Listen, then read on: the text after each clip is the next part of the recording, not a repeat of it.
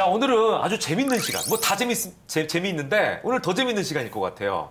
예, 일명 그 숙종의 여인들, 예, 비와 빈, 숙종과 둘러싸이는 그 여인들의 이야기를 좀 한번 들어보도록 하겠습니다. 왕비와 이제 후궁에 대한 이야기인데요. 숙종은 왕비와의 사이에서 아들을 낳지 못하죠. 그리고 이제 2명의 후궁 사이에서 2명의 왕자를 낳습니다. 그죠? 아, 네. 숙종은 3명의 왕비와 6명의 후궁을 두었습니다. 총 9명이네요. 아, 네, 그죠. 뭐 그런데 조선시대 왕 중에서 그 정도는 뭐 평균이라고 보시면 평균치예요? 네. 그럼요. 더 많은 경우도 있고 뭐. 그래서 원비는 인경왕으로 20살에 두창, 즉 여러분 천연도로 알고 계시는데요. 이제 20살의 나이로 요절하고요. 첫 번째 계비는 우리가 숙종의 왕비하면 이제 대부분 떠올리는 인현왕후. 맞아요. 그렇죠. 근데 왕자를 낳지 못해서 숙종의 총애를 잃게 되고 두 번째 계비인 인원왕후도 역시 왕자를 낳지 못합니다. 반면 후궁인 희빈장씨는 숙종의 첫째 아들을 출산하고 왕비의 자리에 오르게 되고요. 그러나 갑술 황국으로 이제 희빈으로 강등되고 결국 사자되는 운명을 맞게 됩니다.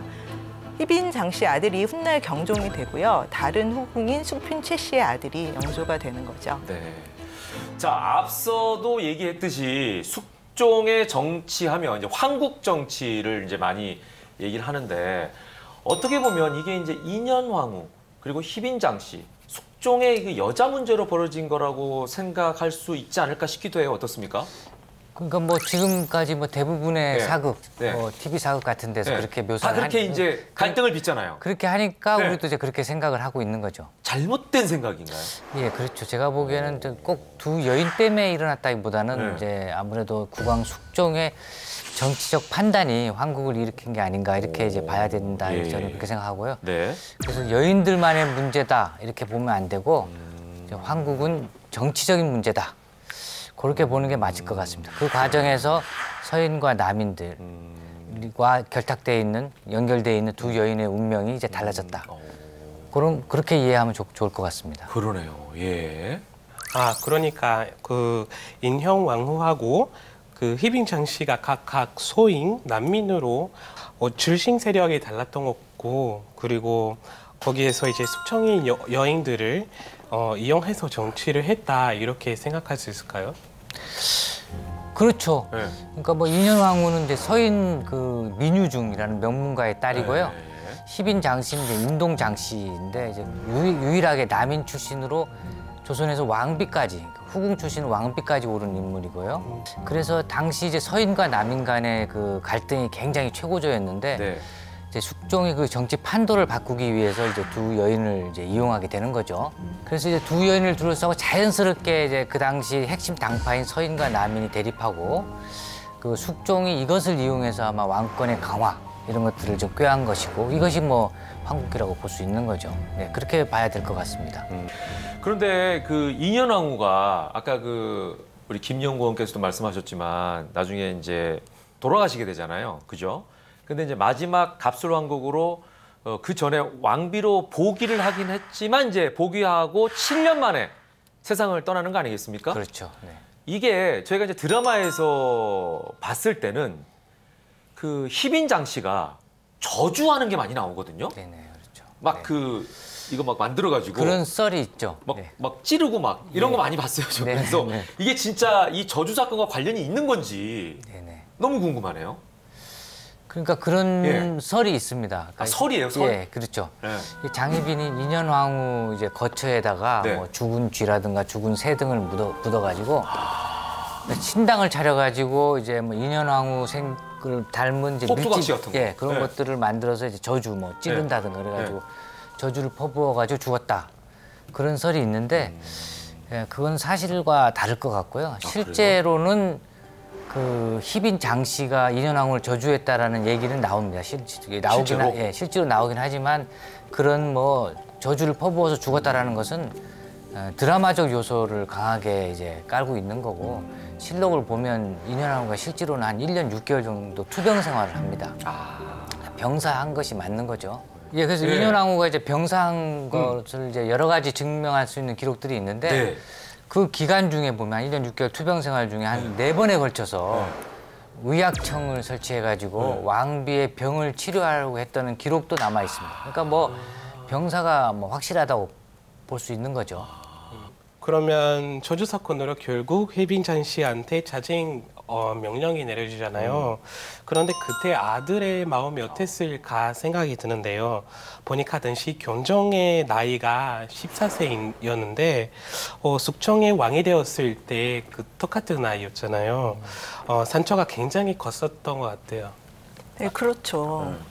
물론 당시 세자였던 경종은 뭐 14살이긴 하지만 이제 관례도 치르고 가례도 치르고 성인으로 인정받는 이제 그런 나이기는 합니다. 그래도 이제 정신적 충격은 상당했을 걸로 보입니다.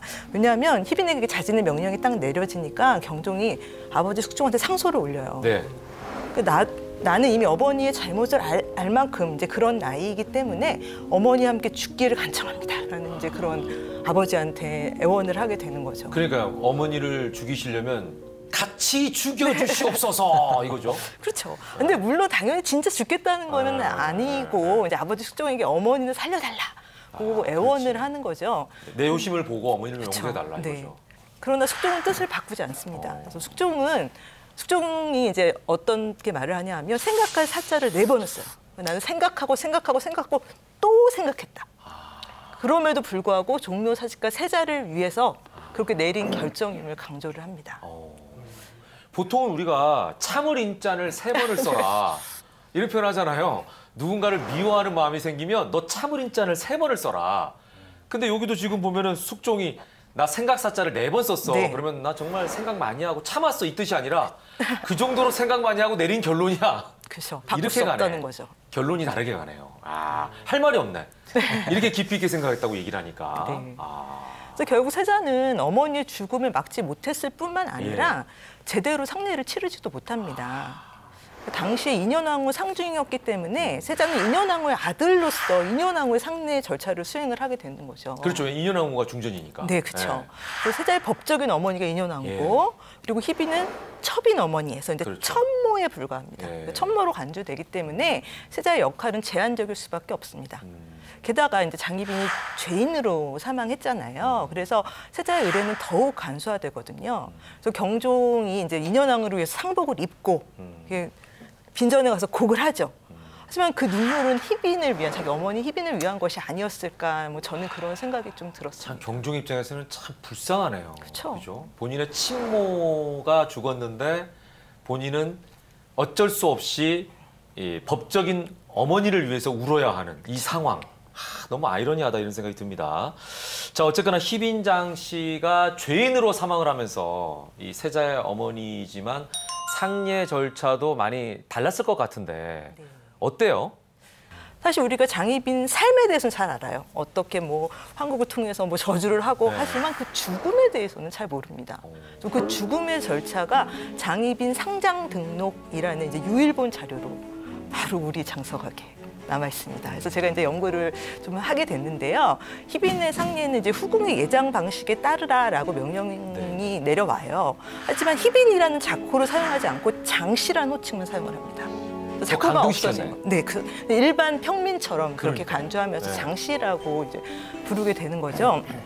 그래서 그 죄인의 신부님을 이제 강조한다라고 볼 수 있겠고요. 사망 당일에 이제 자진한 그날에 장희빈의 시신은 이제 소금저라는 흰색 휘상으로 덮여서 선인문의 현문을 통해서 정릉동의 본궁, 그러니까 즉 궐밖에 이제 희빈의 본가로 보내져서 상례가 거행이 됩니다.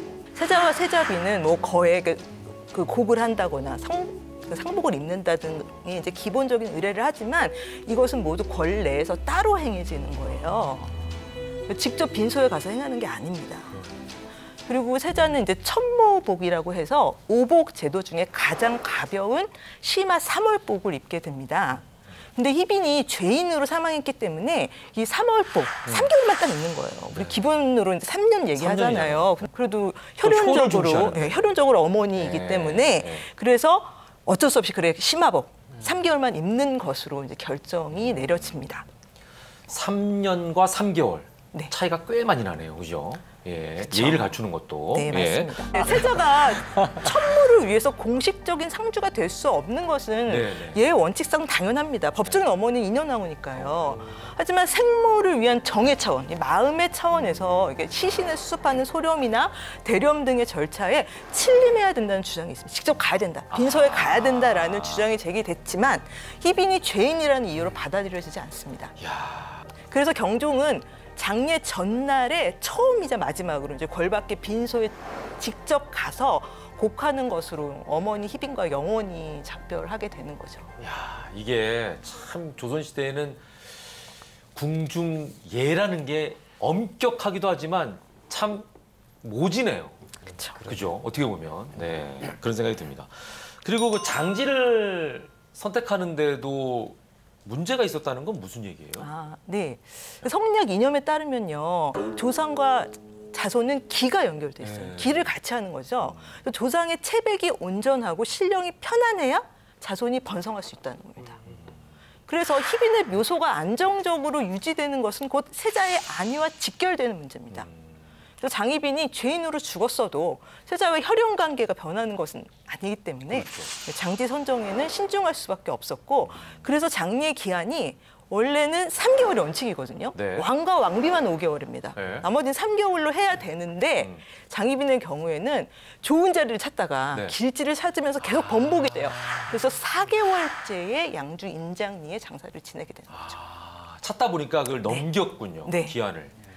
거기다가 그 이후에 이제 1719년 거의 20년 후에는 장희빈의 묘소가 좋지 않다는 또 여론이 나와요. 그렇게 골라서 정했는데도. 그럼 이장해야 돼 또? 네, 그래서 실제로 이장을 합니다. 그래서 광주 진해촌으로 이장하는데 이 비용 다 국가에서 내는 거예요.